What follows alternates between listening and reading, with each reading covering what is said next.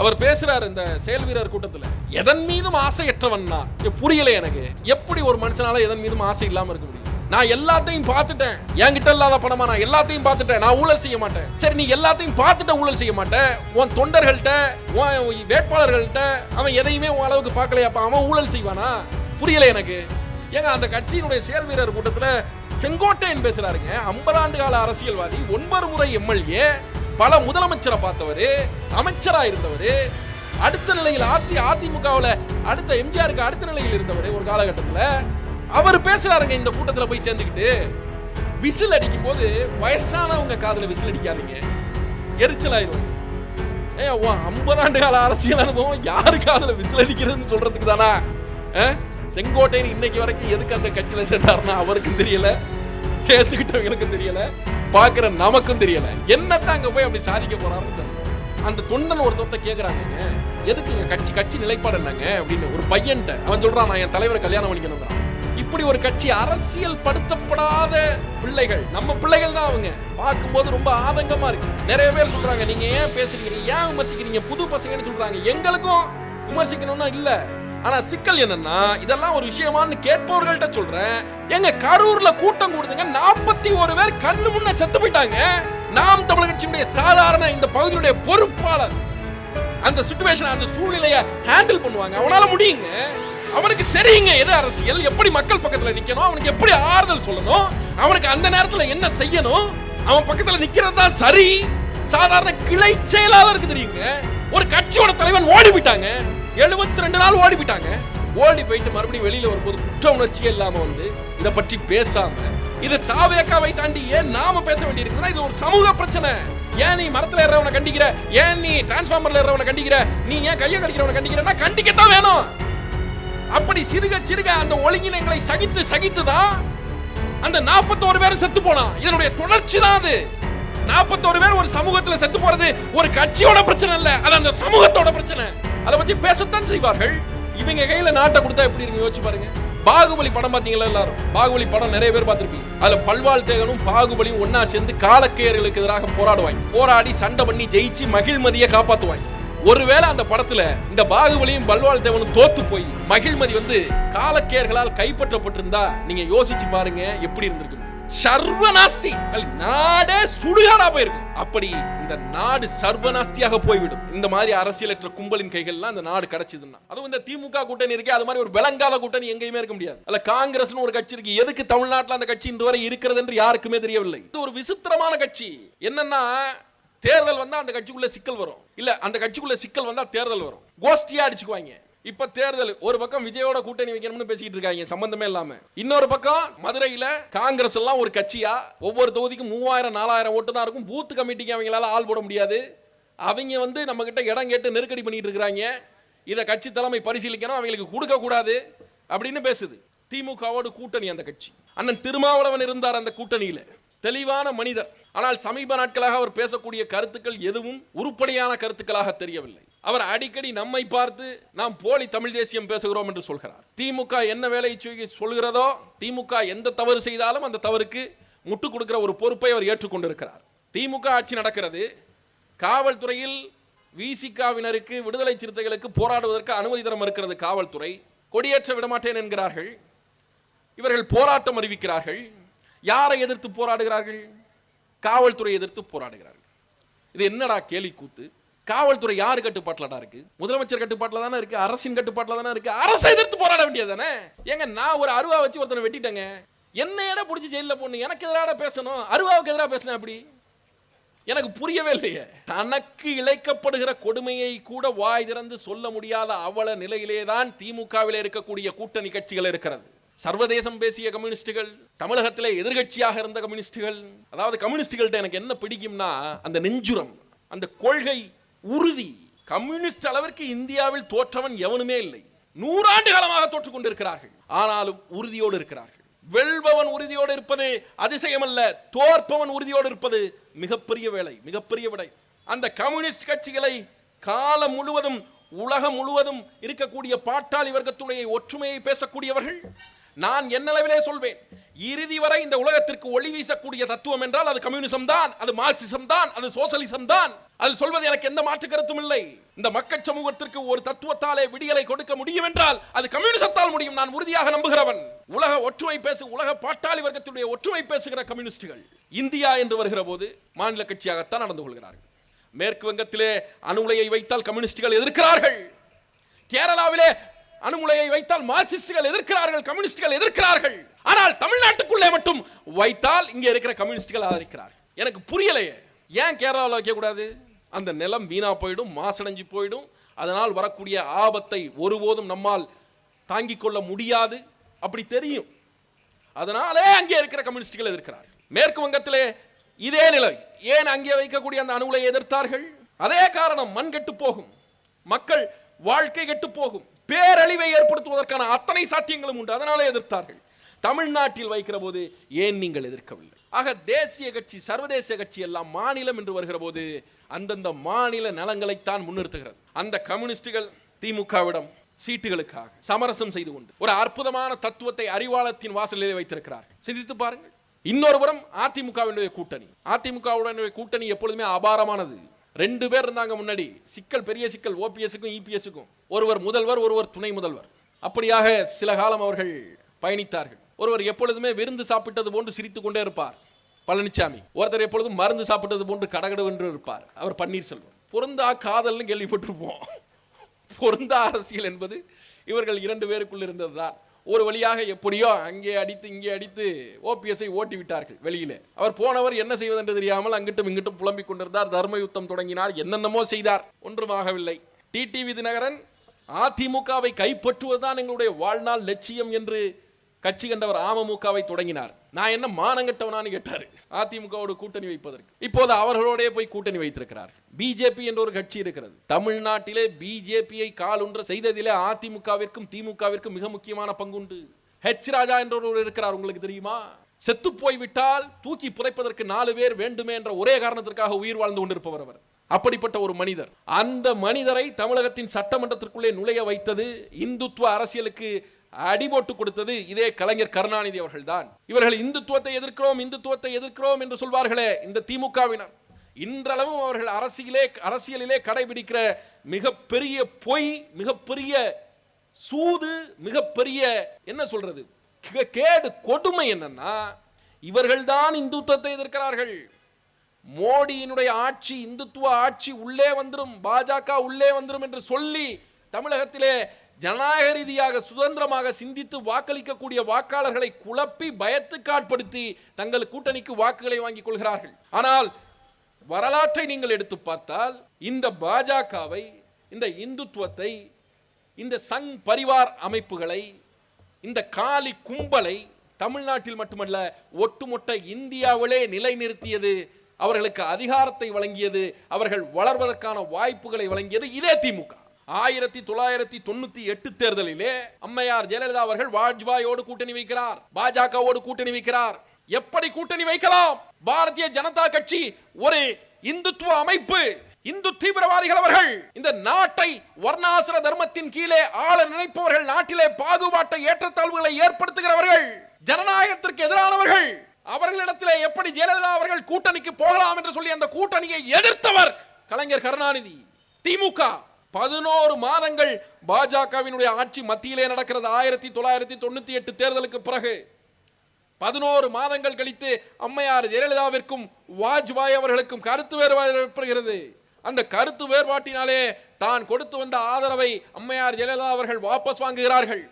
வாபஸ் வாங்குகிற போது நாடாளுமன்றத்திற்குள்ளாக நம்பிக்கையில்லா தீர்மானம் கொண்டு வரப்படுகிறது. ஆதரவாகவும் எதிராகவும் வாக்குகள் விழுகிறது. வாக்குகளில் ஒரு வாக்கு வித்தியாசத்திலே, ஒரே ஒரு வாக்கு வித்தியாசத்திலே பாரதிய ஜனதா கட்சி தோற்று போகிறது, ஆட்சி கலைக்கப்படுகிறது. கர சேவகர்களை ஆதரித்த ஜெயலலிதா, தன்னை ஒரு கன்னட பார்ப்பன பெண் என்று சொல்லிக் கொண்ட ஜெயலலிதா, இந்துத்துவ சக்தி என்று கருதப்பட்ட ஜெயலலிதா பாரதிய ஜனதா கட்சியினுடைய ஆட்சிக்கு ஆதரவு கொடுக்காமல் தன்னுடைய ஆதரவை வாபஸ் வாங்கி கொண்டார். ஆனால் அவர்களை காலம் முழுவதும் எதிர்க்கிறோம் என்று பேசித் திரிகிற இந்த திராவிட முன்னேற்ற கழகத்தினர், இந்த உடன்பிறப்புகள், இந்த திராவிட கழகத்தினுடைய தோற்றுவாய்கள் நாடாளுமன்றத்திற்குள்ளாக பாஜகவினுடைய ஆட்சியை காப்பாற்றுவதற்காக வாக்களித்தார்கள். அது ஆச்சரியம் அல்ல. அப்படி வாக்களித்தும் ஆட்சி கவிழ்கிறது. அதன் பிறகு 1999 பாரதிய ஜனதா கட்சி மீண்டும் தேர்தலை சந்திக்கிறது. அந்த தேர்தலில் அம்மையார் ஜெயலலிதா ஆதரவு கொடுத்த போது அதை தவறு என்று விமர்சித்த கலைஞர் கருணாநிதி அவர்களும் திமுகவும் பாரதிய ஜனதா கட்சிக்கு ஆதரவு கொடுத்தார்கள். இதை விட கேவலம், இதை விட வெட்கம் ஏதாவது உண்டா? ஏதாவது உண்டா? இந்த திமுக கொடுத்த இந்த ஆதரவினாலே அடுத்த 5 ஆண்டுகளுக்கு பாரதிய ஜனதா கட்சியினுடைய ஆட்சி இந்தியாவிலே நடந்தது. அந்த காலகட்டத்தில் தான் இந்தியா முழுமைக்கும் இந்துத்துவ கும்பலுடைய அந்த கோரங்கள் தாண்டவமாடியது. அவர்கள் அந்த காலத்தில் தான் தங்களுடைய கட்டமைப்பை வலிமைப்படுத்தினார்கள். இந்தியா முழுமைக்கும் இந்த இந்துத்துவ சக்தி ஒரு பேய் போல வளர்ந்து நிற்பதற்கு காரணமே திமுக தான். காலம் முழுவதும் போலித்தனமாக பொய் சொல்லி மக்களை ஏமாற்றி சொந்த லாபத்திற்காக, பதவி வேண்டும் என்பதற்காக, பணம் வேண்டும் என்பதற்காக, அதிகாரம் வேண்டும் என்பதற்காக இந்த நிலத்தின் மக்களின் உரிமைகளை காவு கொடுத்த அயோக்கியர்கள் இந்த திராவிட கட்சியினர். ஒரே பாமக 2ஆக பிரிந்திருக்கிறது. ஒரு பக்கம் ராமதாஸ், ஒரு பக்கம் அன்புமணி ராமதாஸ். அன்புமணி ராமதாஸ் அதிமுகவிற்கு ஆதரவு தெரிவித்து விட்டார். ராமதாசுக்கு என்ன செய்வது என்று தெரியவில்லை. அவரை எவரும் சேர்த்துக் கொள்ளவும் மாட்டேன் என்கிறார். இந்த கூட்டணிகள் ஒன்றை ஒன்று எதிர்த்த கூட்டணிகள். இதே அன்புமணி எடப்பாடி பழனிசாமி குறித்து எவ்வளவு மோசமாக பேசியிருக்கிறார் என்பதை நீங்கள் இணையதளங்களில் பார்க்க முடியும். இதே டிடிவி தினகரன் அவர்கள் எவ்வளவு மோசமாக இதே எடப்பாடி பழனிசாமி அதிமுக ஆட்சியை விமர்சித்திருக்கிறார் என்பதை நீங்கள் தொலைக்காட்சிகளிலே பார்க்க முடியும். இதே அண்ணாமலைக்கும் அதிமுகவில் இருக்கிற எடப்பாடி பழனிசாமிக்கும் எத்தனை கருத்து மோதல்கள் கடந்த காலங்களிலே ஏற்பட்டது என்பதை நீங்கள் பார்க்க முடியும்.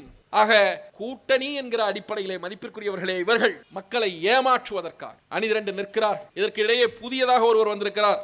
ஒரு நடிகர் தாவேகா என்ற கட்சியை தொடங்கி இருக்கிறார். அவர் என்னமோ பெரிய மனித புனிதர் போலவும், அவர் என்னமோ மக்களை காக்க வந்த அவதாரம் போலவும், சொந்த கட்சிக்காரன் 41 பேர் செத்து போயிட்டான். களத்தில் நிற்கணும், ஆறுதல் சொல்லணும். 72 நாள் போய் தலைமறைவாயிட்டாங்க. தலைவர் மட்டுமல்ல, ஒட்டுமொத்த கட்சியே காலி. வாய் திறக்கவே இல்லை. தன்னை நம்பி வருகிற மக்கள், தன்னை பார்க்க வருகிற மக்கள், தன்னை பார்க்க வந்து இறந்து போகிற மக்கள், தன் கண்முன்னே செத்து விழுந்த போதும் கூட கிஞ்சிற்றும் அது குறித்த குற்ற உணர்வு இல்லாது, தன்னை பார்க்க வந்தவர்களுக்கு இப்படி நேர்ந்து விட்டதே என்ற ஒரு அடிப்படை மனிதாபிமானம் இல்லாது, எப்படியாவது அங்கிருந்து ஓடிவிட வேண்டும் என்று சொல்லி ஓடி போய் 72 நாட்கள் வீட்டுக்குள்ளேயே உட்கார்ந்திருந்த ஒருவனை இந்த தமிழ்நாடு தலைவனாக அடைந்தால் இந்த தமிழ்நாட்டிற்கு மானம் இருக்கிறதா இல்லையா? சிந்தித்து பாருங்கள். நாங்கள் தான் அடுத்த முதலமைச்சர் என்று பேசிக் கொண்டிருக்கிறார்கள். அவர்களுக்கு அரசியலும் தெரியவில்லை, ஒன்றும் தெரியவில்லை. அது ஒரு கட்சி. லைட்டு மரத்தில் ஏறிக்கிறான். அங்கேருந்து அவன் சொல்றான், நீ முத்தம் கொடு அப்படிங்கிறான் தலைவன்கிட்ட. தலைவன் இங்கே இருந்து சொல்றான், நீ இறங்கு, நான் முத்தம் கொடுக்குறேன்னு. எனக்கு புரியலையே, முத்தம் கொடுக்கறதுக்கு எதுக்குடா அரசியல் கட்சி? ஏங்க காவல்துறையினர் கையை கடிக்கிறாங்க, நரமாமிச பச்சினி போல கேட்குறாங்க. தமிழ்நாட்டில் எத்தனை தொகுதி? அது இருக்குங்க. எத்தனை தொகுதிங்க? அது இருக்குங்க, ஒரு 250, 270, 280 இருக்குங்க. எத்தனை தொகுதியில் ஜெயிச்சா நீங்க முதலமைச்சர் ஆவீங்க? நீங்க எத்தனை தொகுதியில்? நாங்கள் ஒரு 30 தொகுதி ஜெயிப்போம். எங்க அண்ணன் தான் முதலமைச்சர். எங்க உங்க கொள்கை தலைவர் யாருங்க? அதெல்லாம் ஒண்ணு கிடையாது, நமக்கு தலைவர் தான், தளபதி தான். எங்க யாருங்க உங்க கொள்கை தலைவர்? அது இந்த இது ஈரோட்ல இருந்து ஒருத்தர் வந்திருக்காருல புதுசா, யார்? செங்கோட்டை என்ன சொல்றான்? எனக்கு புரியல. இவங்க கிட்ட நாட்டை கொடுத்து இவங்க அரசியல் பண்ணி அந்த கட்சியோட பொதுச் செயலாளர் பேசுறாப்ல, 234 தொகுதியிலும் எங்களுடைய தலைவர் விஜய் தான் நிற்கிறார். அரசியல் இது சட்டப்பிரகாரம் 4 தொகுதிகளில் தான் நிற்பதற்கு வாய்ப்பு இருக்கிறது. நீ பொதுச் செயலாளரியா ஒரு கட்சியில? எத்தனை தொகுதியில ஒருத்தவன் நிக்க முடியும் ஒரே நேரத்தில் கூட தெரியாம ஒரு கட்சி நடத்துற நீ பொதுச் செயலாளர். எம்பத்தின்னு சொல்ல தெரியல, எம்பளத்திங்கிற. எனக்கு புரியவே இல்லையே. அந்த கட்சியில இன்னொருத்தவர் இருக்கிறார், லாட்ரி வித்த காசை கொண்டு வந்து எப்படி செலவு பண்றதுன்னு தெரியாம செலவு பண்ணிட்டு இருக்கிறார்.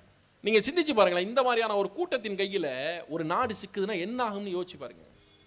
ஏங்க, ஒரு ஜனநாயக நாட்டுக்குள்ள யார் வேண்டுமானாலும் அரசியலுக்கு வரலாம், அதுல மாற்று கருத்து இல்ல.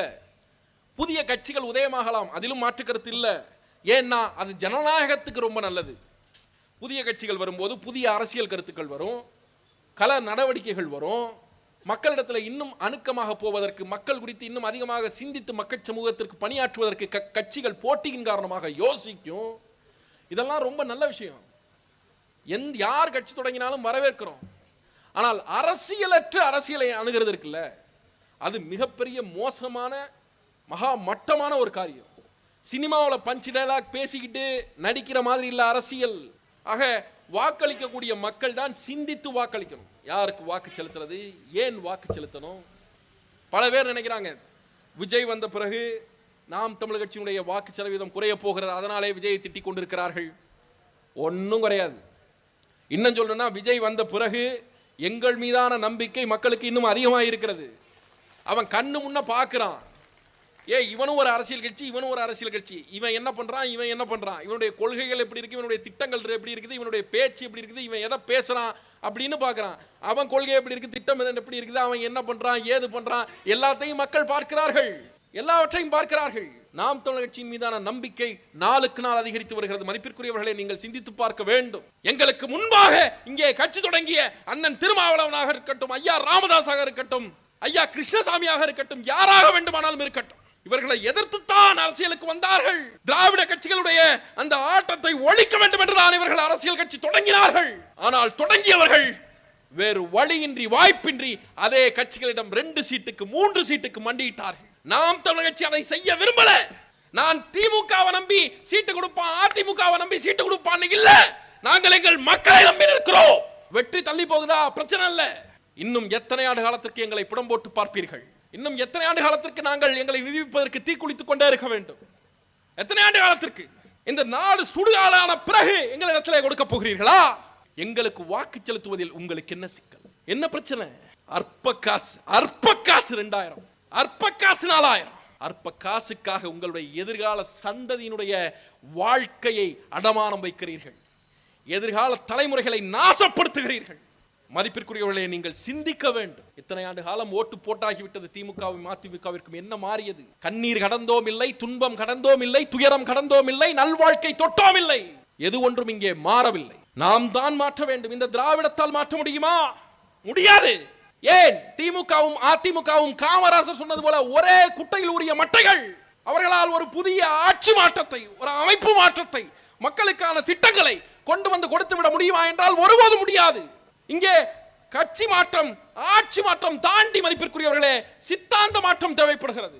திமுகவாக இருந்தாலும், அதிமுகவாக இருந்தாலும், மதிமுகவாக இருந்தாலும், தேமுதிகவாக இருந்தாலும், இவர்கள் அத்துணை பேரும் இந்த திராவிடத்தை கைப்பிடித்தவர்கள் தான், திராவிட கட்சிகள் தான். சர்வதேசம் பேசக்கூடிய கம்யூனிஸ்ட் கட்சிகள் தமிழகத்தில் பலம் இழந்த 1/2 நூற்றாண்டுகள் ஆகிவிட்டது. இந்திய தேசிய கட்சிகள் தமிழகத்திற்குள்ளாக 1967க்கு பிறகாக ஆட்சியை பிடிக்க முடியவில்லை. தேய்ந்து கழுதை தேய்ந்து கட்டரும்பான கதையாக அவர்கள் தேய்ந்து போய்விட்டார்கள். ஆக 50 ஆண்டுகளாக எதிர்நிலை இல்லாத, எதிர்ப்பு இல்லாத, எதிரி இல்லாத ஒற்றை தத்துவமாக போலி திராவிடம் இந்த நிலத்தை ஆட்சி செய்து கொண்டிருக்கிறது. இந்த தத்துவத்திற்கு மாற்றாக, இந்த சித்தாந்தத்திற்கு மாற்றாக நாம் தமிழர் கட்சி தமிழ் தேசியத்தை முன்னெடுத்து வைக்கிறது. தமிழ் தேசிய சித்தாந்தத்தை திராவிடத்திற்கு எதிராக, இந்த மண்ணினுடைய அசலான சித்தாந்தம் என்று, இந்த மண்ணுக்கும் மக்களுக்கும் உகந்த சரியான சித்தாந்தம் என்று நாங்கள் முன்னெடுத்து வைக்கிறோம். எங்கள் கொள்கைகளை, கோட்பாடுகளை அறிவிக்கிறோம், களத்தில் நிற்கிறோம்.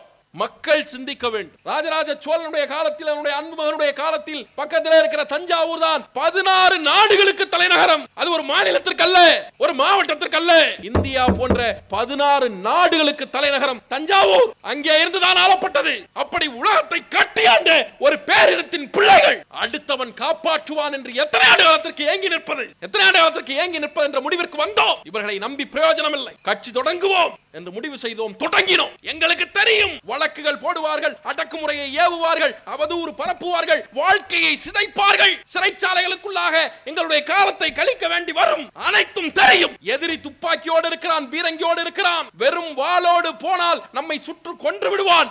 இருந்தாலும் தெரியும், துரைத்து போனார்களே நம்முடைய பாட்டன்கள், மருதுவாண்டியர்கள், அப்படி அத்தனை அதிகாரம் அவனிடம் இருக்கிறது என்று தெரியும். தெரிந்தும் கட்சி தொடங்கினோம், அதிகாரத்தை எதிர்த்து நின்றோம். இந்த 15 ஆண்டுகளில் வாங்காத வழக்கில்லை மதிப்பிற்குரியவர்களே, வாங்காத வழக்கில்லை, பார்க்காத சிறை இல்லை.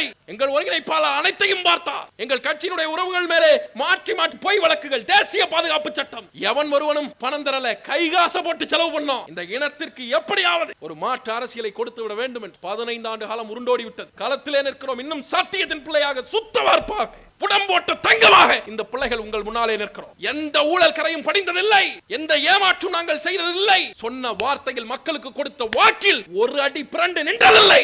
எங்களை விட இந்த மண்ணுக்கும் மக்களுக்குமாக இருப்பதற்கு, உண்மையாக இருப்பதற்கு வேறு பிள்ளைகளை நீங்கள் இன்னும் நூற்றாண்டுகளானாலும் தேடி கண்டுபிடிக்க முடியாது. எங்கள் மக்கள் பக்கத்தில் இருக்கிறார்கள், எங்கள் மக்கள் எங்களை காப்பாற்றுவார்கள், எங்கள் மக்கள் எங்களுக்கு வாக்களிப்பார்கள் என்ற நம்பிக்கையிலே இந்த கட்சி தொடங்கினோம். 4 லட்சம் வாக்கு போட்டார்கள், முன்னேறினோம். 8 லட்சம் வாக்கு போட்டார்கள், 16 லட்சம் வாக்கு போட்டார்கள், இறுதியாக 36 லட்சம் வாக்கு போட்டு இந்திய தேர்தல் ஆணையத்தாலே அங்கீகரிக்கப்பட்ட கட்சியாக மாற்றி நிறுத்தி இருக்கிறார்கள். சாதாரணமாக ஒரு இடத்திலே தொடங்கிய பயணம் சமரசத்திற்கு இடம் கொடுக்காத இவ்வளவு தூரம் வந்திருக்கிறோம். மதிப்பிற்குரியவர்களே, இன்னும் ஒரே ஒரு உந்து, ஒரே ஒரு அழுத்து. உங்கள் வாக்குகளை இந்த முறை, ஒரே ஒரு முறை இந்த பிள்ளைகளுக்கு போடு. இந்த தொகுதியில் நிற்கக்கூடிய எங்களுடைய வேட்பாளருக்கு விவசாய சின்னத்திலே உங்களுடைய வாக்குகளை செலுத்துங்கள். எங்கள் நேர்மைக்கு அது பரிசு என்று நாங்கள் ஏற்றுக்கொள்கிறோம்.